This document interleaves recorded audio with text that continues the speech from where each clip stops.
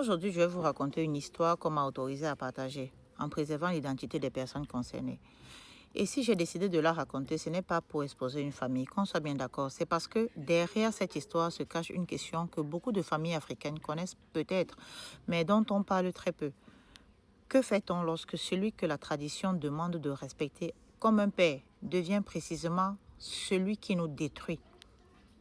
C'est l'histoire d'un homme de la diaspora, un de nos frères. Pour arriver en Europe, il a traversé des épreuves terribles. Il a traversé le désert, il a frôlé la mort, mais il avait un rêve. Travailler, économiser et construire sa maison au pays. Revenir épouser celle qu'il attendait et commencer enfin sa vie. Il était question de rentrer avec un fonds de commerce après avoir construit sa maison, épouser sa femme et maintenant vivre ensemble dans la maison de ses rêves euh, euh, sans plus envier ou aspirer à quoi que ce soit. Pour réaliser ce rêve, il lui fallait quelqu'un sur place. Il avait une fiancée, bien évidemment, mais il a préféré se tourner vers son grand frère. Pas simplement son grand frère, hein, pas un simple grand frère, le successeur de leur père décédé. Dans leur tradition, cet homme occupe désormais une place particulièrement euh, privilégiée dans la famille. On lui accorde le respect dû au père, comme si le père n'était jamais parti. C'est le père en question. Donc, alors imaginez un peu le niveau de confiance. Son grand frère lui a dit, mon petit, gardons ce projet entre nous. Ne dis rien à la famille, ne dis même pas à ta fiancée. Les gens peuvent mettre les yeux sur ton projet, donc fais-moi confiance. Et lui, il a fait confiance. Il a fait confiance pendant plus de 5 ans. Pendant plus de 5 ans, cet homme travaillait en Europe. Il a connu le froid, la fatigue, les privations. Il envoyait parfois 1 000 euros, 1 500, même jusqu'à 2 000 euros par mois. Bref, tout ce qu'il gagnait, il envoyait parce qu'il avait un objectif clair. Il ne venait pas en Europe pour rester. Il venait juste pour pouvoir gagner suffisamment d'argent, construire la maison de ses rêves, à la sueur de son front et retourner maintenant au pays, dans son pays vivre. Alors, quand son salaire ne suffisait même plus, il essayait de contacter des petits crédits à gauche, à droite. Parce que là-bas au pays, sa maison était supposée avancer. Et régulièrement, son grand frère lui envoyait des photos, les fondations, les murs, la dalle, les finitions. Et toujours le même message, ça avance, envoie-moi encore un peu d'argent. Alors il envoyait encore et encore et encore et encore, jusqu'au jour où quelque chose à l'intérieur lui a dit, va voir. Bon, cette chose lui avait dit ça depuis, mais il n'avait pas la possibilité de retourner au pays. Sa situation administrative ne lui permettait pas encore de retourner. Alors, dès lors qu'il a eu une possibilité de contournement pour rentrer dans son pays, il a saisi l'occasion. Il a pris son billet, il est rentré au pays sans prévenir personne. Et là, il a trouvé son grand frère, il a demandé, amène-moi voir ma maison. Le grand frère commençait à tituber. Pourquoi tu es venu comme ça sans me prévenir? Tu aurais dû m'avertir, je n'ai pas fini. Là, le dernier virement que tu m'as fait, j'ai alloué ça d'abord à d'autres responsabilités. Je comptais récupérer ça. Le grand frère dit, il n'y a pas de problème. Laissons même les derniers virements. Amène-moi juste voir ma maison. J'ai besoin de la toucher, j'ai besoin d'y pénétrer. Amène-moi voir mon chantier, s'il te plaît.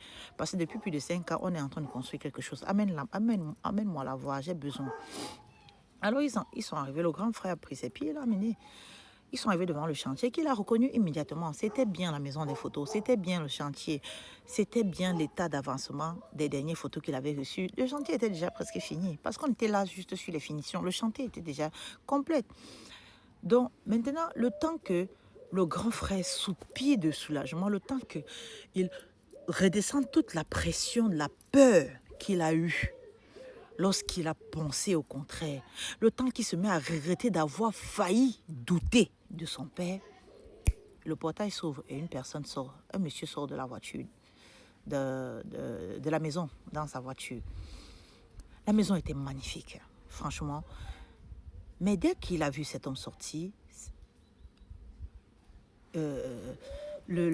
comment dire, le sang s'est glacé directement dans son corps parce que la personne qui est sortie de la maison, ce n'était pas un ouvrier, ce n'était même pas un membre de la famille. C'était le propriétaire. Cette maison n'avait jamais appartenu à notre frère. Pendant toutes ces années, son grand frère photographiait simplement le chantier d'un autre homme. Il n'y avait pas de maison, il n'y avait pas de fondation, pas de terrain construit, rien. Et l'argent, il n'y avait plus, rien non plus. Des années de travail avaient été consommées au fur et à mesure par un individu. Mais, vous savez ce qui me bouleverse encore davantage dans cette histoire? Et ce n'est même pas seulement le vol. Parce qu'après la découverte commence un deuxième drame. Celui d'une famille prise entre le respect dû au successeur et l'injustice subie par le cadet. Lorsqu'il envisage de porter plainte, la famille intervient. On lui parle du scandale, de la honte, de la famille, de la place du successeur. Comment envoyer celui que l'on appelle désormais papa devant la justice? Comment chasser le successeur de la concession familiale? Parce que tenez-vous tranquille, cet homme n'avait jamais construit, il vivait dans la concession du feu père en tant que successeur. Alors, notre frère se retrouve devant une impasse terrible. Il a été dépouillé, mais il doit encore protéger celui qui l'a dépouillé. Et c'est ici que je veux être extrêmement clair. Je ne suis pas en train de condamner nos traditions. Nos traditions portent des valeurs magnifiques. Le respect des anciens, la transmission, la famille, la solidarité. Mais aucune tradition ne devrait devenir un refuge permettant à quelqu'un d'échapper à la responsabilité de ses actes. Parce qu'une fonction qui donne des droits devrait également imposer des devoirs. Et quelqu'un que l'on élève symboliquement à la place d'un père devrait justement avoir envers les plus jeunes davantage de responsabilité, pas davantage d'impunité. Alors je me pose cette question. Jusqu'où doit aller le respect de la tradition lorsque quelqu'un utilise précisément cette position de respect pour trahir celui qu'il devait protéger? Aujourd'hui, cet homme a dépassé la cinquantaine. La vie a continué. La femme qui l'espérait autrefois épouser a fini par poursuivre son chemin. Lui aussi a reconstruit quelque chose. Il a aujourd'hui un foyer dans un HLM avec une épouse, des enfants, un toit en France parce qu'il a décidé de retourner en Europe et de ne plus revenir. Il ne pouvait même pas non plus épouser sa femme de l'Afrique ni la faire venir parce que sa condition administrative ne le permettait pas de le faire. Donc, il a un toit. Mais il y a une chose qu'il n'a jamais vraiment reconstruite, sa paix. Parce qu'une partie de lui habite encore devant cette maison qui n'a jamais été la sienne. Et c'est à lui que j'aimerais parler maintenant. Mon frère, écoute-moi bien. On t'a pris de l'argent, on t'a pris des années, on t'a pris un projet, peut-être même une partie de la vie que tu avais imaginée. Mais ne laisse personne prendre maintenant les années qu'il te reste à vivre. Parce que si 20 ans après, celui qui t'a dépouillé possède encore chacune de tes pensées, chacune de tes colères et chacun de tes regrets, alors il continue de te voler. Et cette fois-ci, ce n'est plus ton argent, c'est ta paix. Tu n'es pas obligé d'oublier.